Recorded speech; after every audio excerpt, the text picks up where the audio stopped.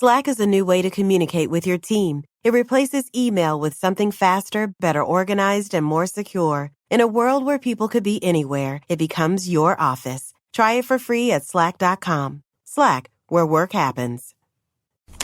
And welcome to our second hour of The Lead. I'm Jake Tapper, and we start with the breaking news. President Trump returning to the Oval Office this afternoon, despite the fact that he is infected with the highly contagious and deadly coronavirus. The White House confirming the president was briefed in the Oval Office on Hurricane Delta and on stimulus talks just minutes ago. The president's sudden move to pull out of stimulus negotiations yesterday left markets plunging. Now the Dow is about close up to 500 points, plus more than 500. Plus this afternoon, Commander Sean Conley reported that the president has been symptom-free for 24 hours and fever-free for 4 days, though Conley's brief update notably leaves out specifics about the president's current course of medications, his oxygen levels, or the condition of his lungs. Dr. Conley, however, leads with President Trump reporting that he's feeling great! The president's medical team in the White House, as recently as last hour, will still not say when President Trump last tested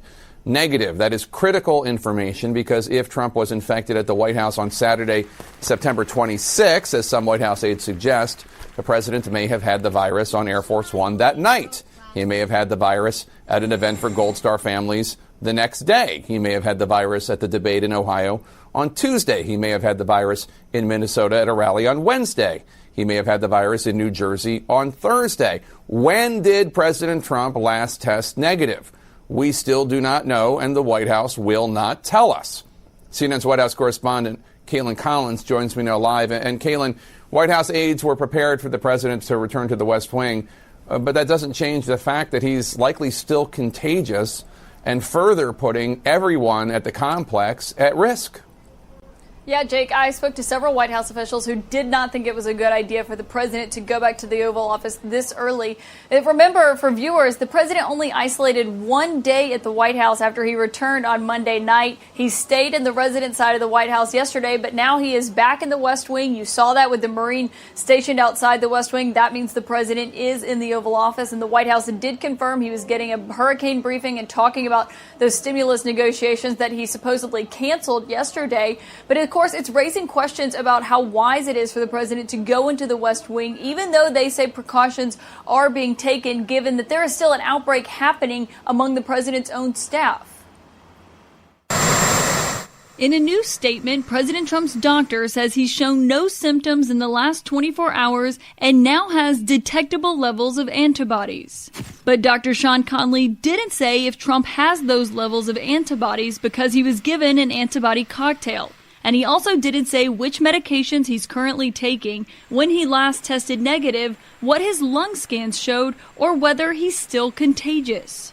Dr. Conley did quote the president saying he was feeling great with an exclamation point. The president's physician hasn't taken questions from reporters since Monday, and officials haven't said if he plans to brief again. President Donald Trump back in the Oval Office today for the first time since last Thursday. Sources told CNN officials prepared for Trump's arrival by stationing a so-called isolation cart with yellow medical gowns, respirators, and plastic goggles outside the Oval Office. We've got a number of safety protocols with full PPE. The president was not surrounded by as many familiar faces as usual in the West Wing today.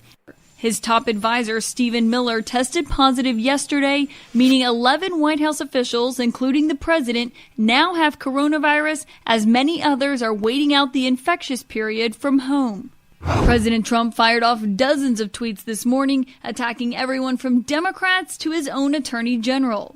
But his most noteworthy tweets threw coronavirus stimulus talks into complete chaos. Hours after he publicly canceled talks with Democrats, the president called on Congress to approve federal economic relief.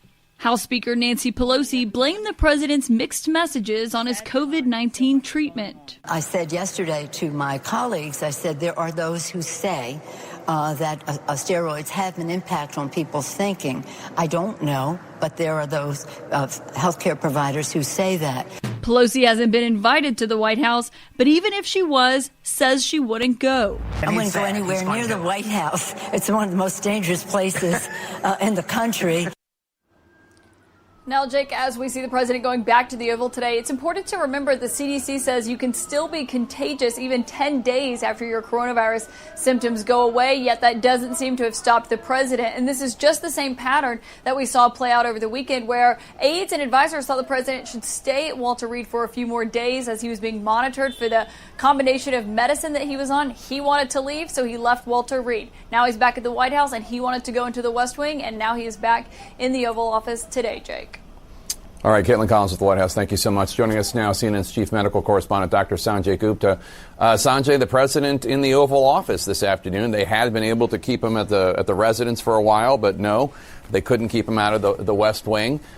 He's being briefed on stimulus talks and the preparations for the hurricane. We don't know much about the condition that he's in or what precautions had been taken by people in the room with him, but he's still infected with coronavirus. Should he be in the Oval Office? No, I mean, he should be in isolation, and that's pretty clear. I mean, regardless of whether you're the president or anybody, if you have coronavirus, there's all sorts of timelines in this sort of thing, and it's not an exact science, but at least 10 days after people start having symptoms is typically the infectious sort of period. So they've got to assume that he has the virus, he's shedding the virus. So he's putting, there's people who are going to be at risk. Is he wearing a mask? Is there additional ventilation inside there? Are there people within close proximity? Are they wearing personal protective equipment, and do they know how to wear it properly? Even in the hospital, we have to train people to put on personal protective equipment properly if they're going to be going into COVID units in the hospital. So he obviously shouldn't be in the office. We've been telling people for months that if you come back with a positive diagnosis of this, you need to be in isolation, and that's the same advice for the president as well. What's the risk for somebody who might have been in the room with him, even if they were wearing PPE? Well, if they're wearing PPE properly, that obviously does mitigate the risk, and that means a fit-tested N95 mask. Fit tested. So, I mean, you really have to make sure it's fitting properly. And again, in the hospital, we do that, in conjunction with people who train people to do that. Goggles, the gowns, the things like that. It reduces the risk. Doesn't make it zero. He's still indoor space, I'm not sure what the ventilation is like in there. There are small spaces to get between the residence and the West Wing. Those areas may have to be treated as contaminated and need to be disinfected. So it's hard to put a number on it, Jake. I would say if anybody is so cavalier, first of all, is the president wearing a mask? I think that's an important point because that would help mitigate the spread.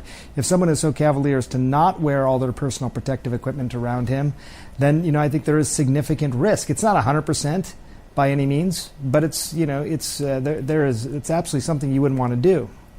One of the things people don't understand about the West Wing is that it's pretty cramped. Take a look at this layout. Yeah. Staffers are generally packed in there. There isn't a lot of great ventilation. There's Secret Service, there are Marines, there are advisors, there are young staffers. Our reporting is that the West Wing has mainly been cleared out because of the fact that the White House is now a hot zone. But considering we've already seen at least 19 people in the president's orbit testing positive for COVID, Governor Chris Christie's in the hospital in New Jersey, how many more people theoretically could get sick if President Trump is now bringing the virus back into the West Wing? Well, there's been a clear sort of super spreader type event at the White House, and most of that may have been linked to the Rose Garden event, although there were probably events around that Rose Garden event inside the White House and inside some of those smaller settings. So I know a lot of people aren't there, so that's good. But if you start to look at what makes this most likely to disperse, the dispersion factor, the virus, it is indoors, it is poor ventilation, and that's all the data that we look at is based on people who have not yet necessarily been diagnosed. We don't have testing for people who have been tested and have coronavirus. They're in isolation. So the idea of saying, based on someone that we know is actively shedding virus, currently has COVID, is in a small setting, potentially, lots of people around in a cramped setting.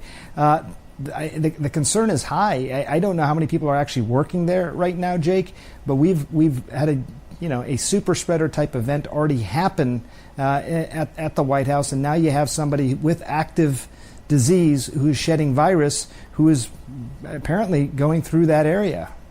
I want to read part of the statement from President Trump's doctor released today. Quote, his physical and vital signs, including oxygen and respiratory rate, all remain stable and in normal range. He's now been fever-free for more than 4 days, symptom-free for over 24 hours, and has not needed nor received any supplemental oxygen since initial hospitalization. So what do you make of the president's condition from the statement, and what are we still not being told? Yeah, I mean, it's almost as much what we're not hearing versus what we are hearing. Does he have pneumonia? We've asked this question every single day now. He's had lung scans. We know that. They said those lung scans had findings. Is he continuing to get chest x-rays? Is that improving? Whatever the findings were Dr. Conley was referring to, does he have pneumonia? I think also the medications that he's on. We knew that he got a dose of these antibodies. He was on remdesivir. Is he still getting the steroids, the dexamethasone? That's typically a 10-day course, 6 milligrams. That's what the trial sort of dose was in the trials.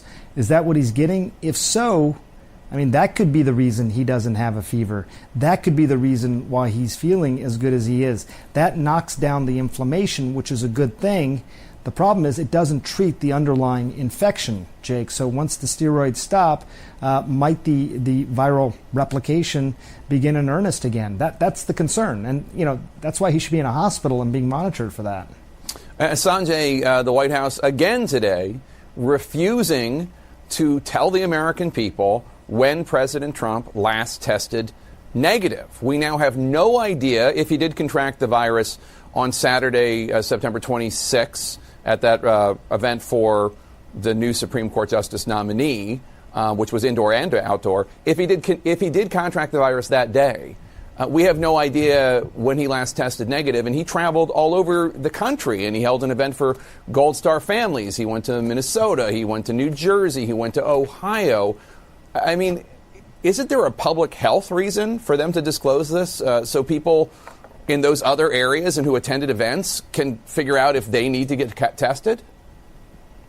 Yeah, I mean, I think if it were anybody else in the country, that information would be disclosed. I mean, because that is the basic bread and butter contact tracing. It's really, really disturbing still at this point that we still don't know what clearly someone knows. The question that is being asked, when was the president's last negative test? There is an answer to this question, and it's somebody knows it right now who may even be watching, and it's important, not just because of the president and figuring out his timeline of illness, because remember, from the time of exposure to the time of symptoms is usually, 5 days or so on average. Okay, so if he develops symptoms on Thursday, just in terms of how other patients have sort of responded, that would make sense that he had the infection sometime over the weekend before. That would be some 5 days before. That was when the exposure would occur. Either that or he had such a significant exposure all of a sudden that he tested positive and developed symptoms almost simultaneously. That makes a lot less sense. But Jake, it's important for him. Everyone keeps asking, how long is he going to be contagious? How long is he before he gets out of the woods? But it also makes a difference for all these other people that he came in contact with. 5 states, we calculated, multiple trips, and dozens, if not hundreds of people that he came in contact with.